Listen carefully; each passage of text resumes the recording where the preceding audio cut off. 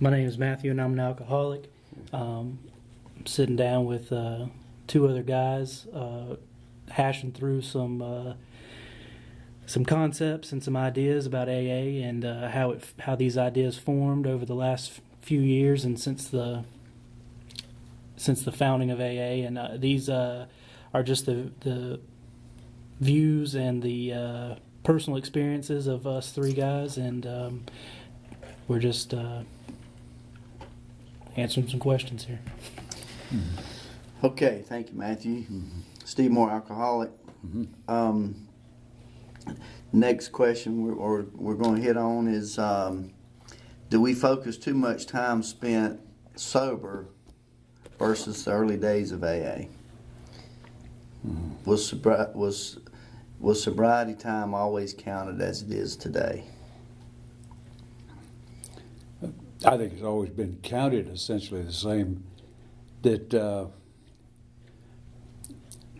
I think over the years we've got longer and longer terms of sobriety, and so you hear a lot more of that of people who've got many years of sobriety.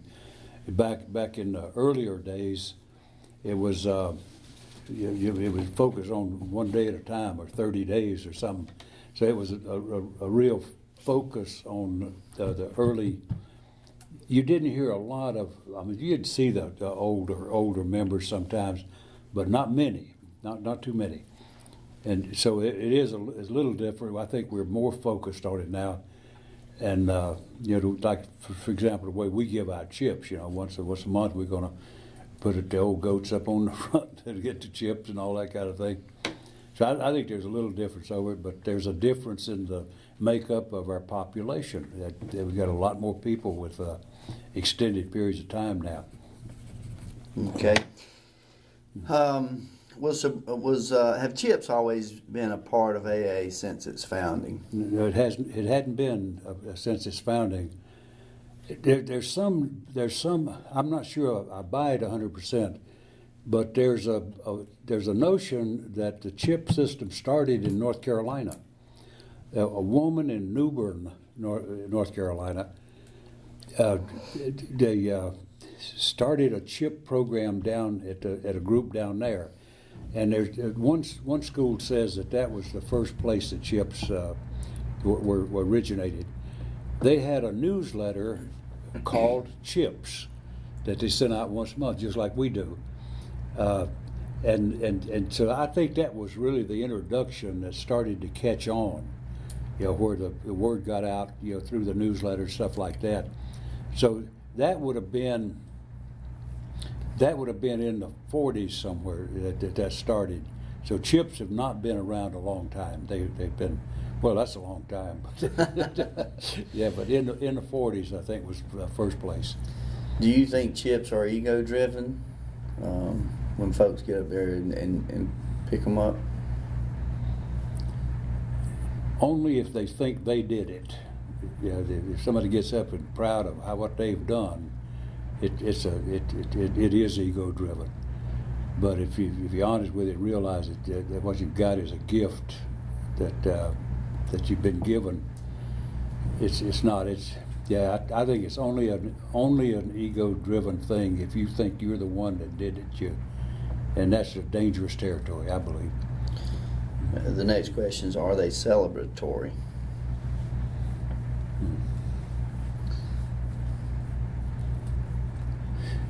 Well, we treat it like it is, that we make a big deal out of it. We cook a great big cake, and we eat it. Ice cream. I think we show it with gusto, and we do make a celebration out of it. And I think we should, that it's a darn good thing to just not take it for granted.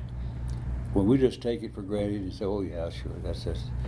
I really think we missed something that's awfully important, that we sort of come together and say, man, we're proud of you, keep on doing it. Yeah. I know a lot of us pick up chips at our home group. Any thought if I'm celebrating my chip birthday and I hit up, let's say, 3 or 4 other meetings that I normally go to in a week, what about picking up a chip at each group I go to when they offer them? I wouldn't do it. I think that's showboating. Taking the tour. Yeah, I couldn't do that. I've had people try to give me a chip at another group. I said, no, I've already celebrated that. Yeah. So what if a guy went through a treatment facility and they have a speaker and chip birthday for former clients or patients that went through their treatment center? They pick up a chip. Any thoughts on that? Is that I guess, is that EgoDriven or Showboating? Yeah, that's not AA. Yeah, that's sort of that's almost like going back to college for a class reunion or something. I don't think that's in the same boat at all. Like that. Because I know some folks' thoughts are, and in fact, in what I was speaking of, it's an AA meeting at the facility, but I know some folks, and me, for example, I mean, I'm going to pick up my chip at my home group, and because that's the right thing to do. And for me, I like to think that it is celebratory, that, the program of Alcoholics Anonymous saved my life, and I was a young guy trapped and found the freedom through the 12 steps of Alcoholics Anonymous. But and I choose to go back to the treatment facility I went through to pick up a chip.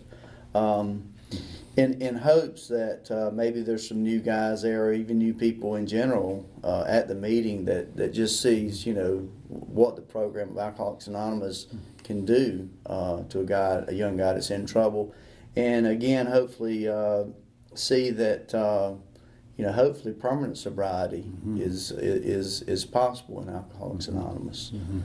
So I know for me.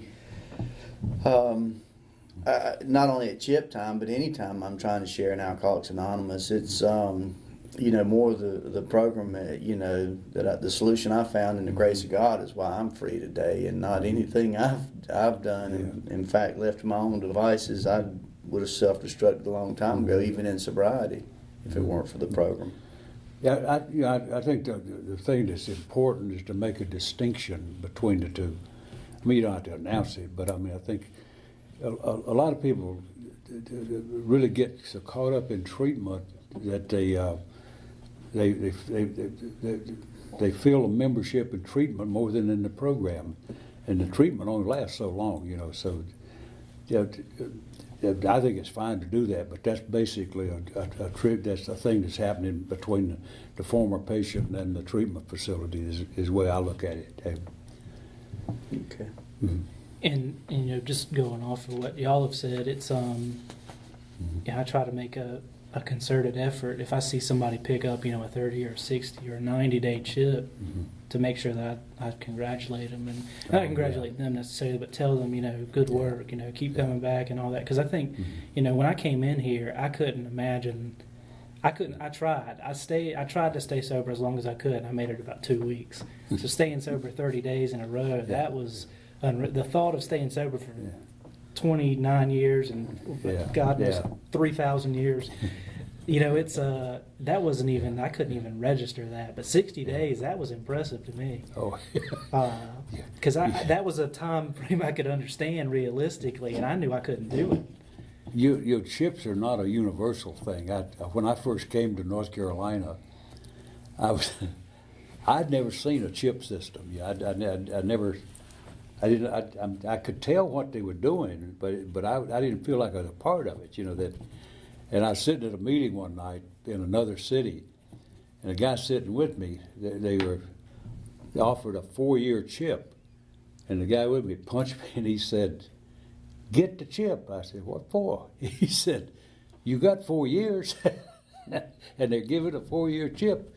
I said, "Oh darn, yeah, okay." And I didn't even have a good feel for what it was, but it kind of broke the ice for me, And I saw that was something we were sort of pulling together, the group, even though most of them didn't even know me, but we're pulling together because using alcoholics just got 4 years, and that's encouraging to somebody sitting there that's got 4 days, and so I've picked them up ever since. But I'd never heard of it. They were not. Well known, and that was around 60 or so, I think.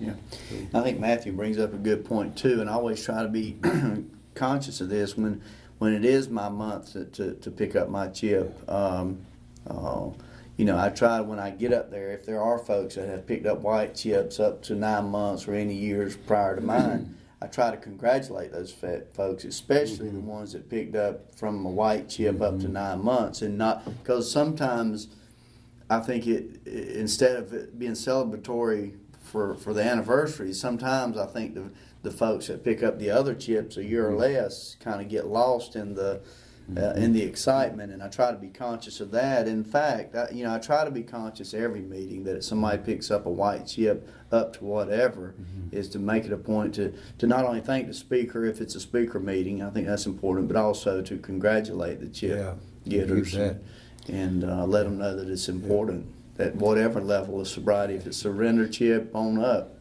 it's all important.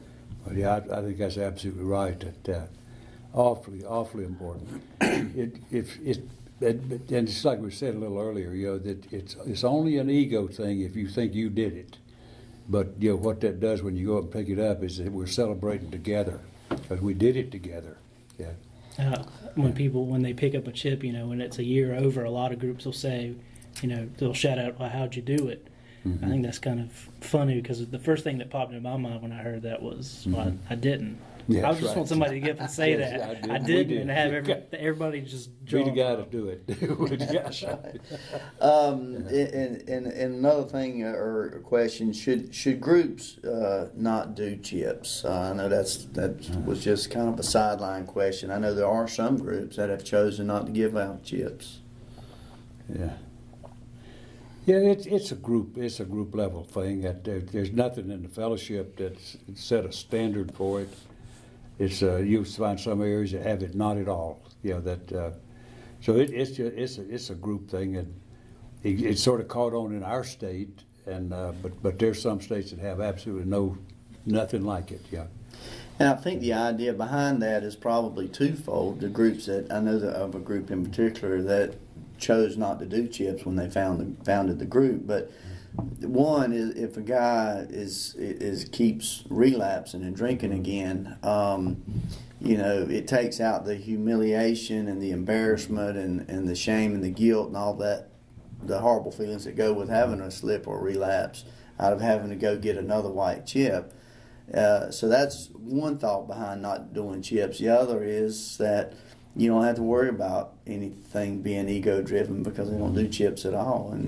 And I think at the end of the month they do a cake for whoever's celebrating that month or with their anniversary, but no chips. Yeah.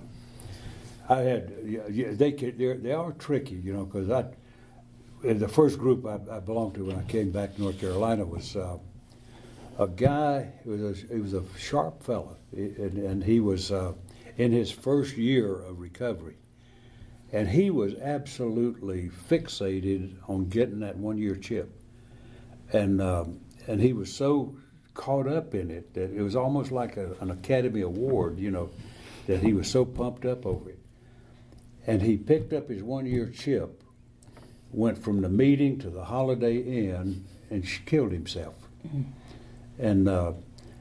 So it is a tricky terrain if you get caught up in that notion and then lose your perspective on what's really going on.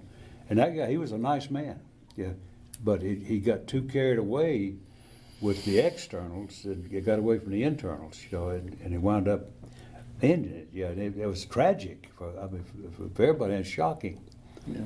I think for me, when early on after I picked up my white chip, although I was trying to focus on a day at a time, and that was important. In fact, that was almost saved my life, just knowing that I needed to do today the best I can and not worry about the future. But it did give me some hope, knowing that in 30 days I was going to be able to, I guess, have a sense of accomplishment,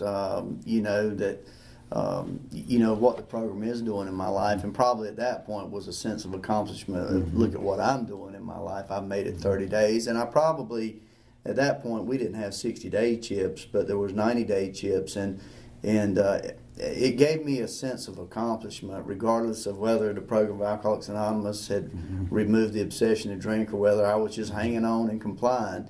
It gave me a sense of accomplishment and something to look forward to while at the same time just trying to live a day at a time. So Yeah. I think for me, I noticed a definite kind of like a oscillation. You know, it's, you know, right around 30 days, it was like I got the 30-day chip, and then it was kind of like I'm over the peak, and now I'm kind of free falling. It felt like almost, and it was like that after, you know, I guess around 30 days, 9 months, you know, and then after a year, it was like, you know, here's, you know, I've reached this milestone, this accomplishment. What's going to happen? And then life's the exact same way, I think, in my head. And it was, I talked with my sponsor about it, and he kind of told me he felt a similar way when he was getting sober. And it was, I don't know what that is about that. But I noticed that for me, it was definitely around the milestone times, I guess, for lack of a better term. It was almost like a really severe depression on the other side of it. I don't know if that was because I was expecting all these great things to happen now that look at me, I'm a year sober. But then all of a sudden life's the exact same way. And I think that's like, you know, we talked about this the other night, you know, talking about, you know, is a year required to do certain things in AA, to, you know, sponsor somebody or chair a meeting and do all that. I think, you know, my realization is it's not like as soon as we hit a year, we're all of a sudden qualified. We're not experts at AA. I think it depends on the person. And I know for me, the day before I was a year sober and the day after I was a year sober, there wasn't a whole lot different in my demeanor and my personality. I was still an arrogant little person, but, you know, I think each day I'm a little bit more humble than I was the day before, and that's just my personal experience on it. Okay, have we ready to move on to the next question? Yeah, we could beat that one all night, but it's just probably not. Yeah.